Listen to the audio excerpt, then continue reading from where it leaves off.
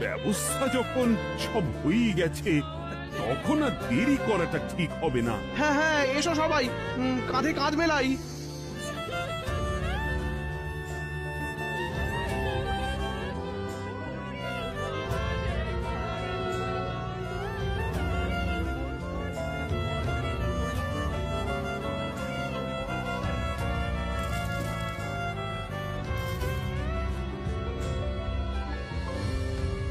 এই দৃশ্য কিনা শেষে আমাকে দেখতে হলো, কিন্তু তবু আমার খুব জানতে ইচ্ছে করছে বাচ্চারা ঘুড়ি ভর্তি মোহর অলংকার সব ছড়াতে ছড়াতে যাচ্ছে কেন, আর গোপালের হাত দুটোই বা ঘাট থেকে বেরিয়ে দুদিকে ঝুলছে কেন?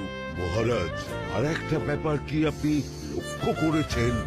কি বলতো? গোপালের দেহ কারা কাঁধে করে নিয়ে যাচ্ছে? হ্যাঁ হ্যাঁ, ওই তো মন্ত্রী, সেনাপতি, জ্যোতিষী আর পণ্ডিত। আসলে গোপালের এই শেষ যাত্রা আমাদের কিছু শিক্ষা দিয়ে যাচ্ছে মহারাজ। এই যে দেখুন, যারা গোপালকে সহ্য করতে পারত না, এখন তাদেরই কাঁধে গোপাল যাচ্ছে। তার মানে শেষ পর্যন্ত কেউই কারোর শত্রু থাকে না, সবাই মান অভিমান ভুলে কাঁধে কাঁধ মিলিয়ে পার করে দেয়। তাই তো, এই দৃশ্য তো সেই কথাই বলছে।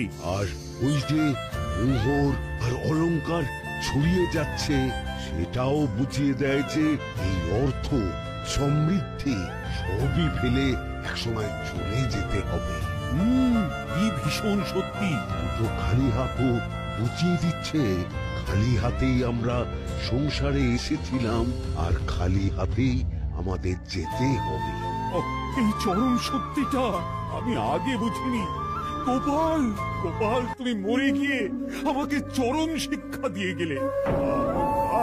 কিন্তু এখন শিক্ষা পেলেও গোপাল তো আর ফিরবে না।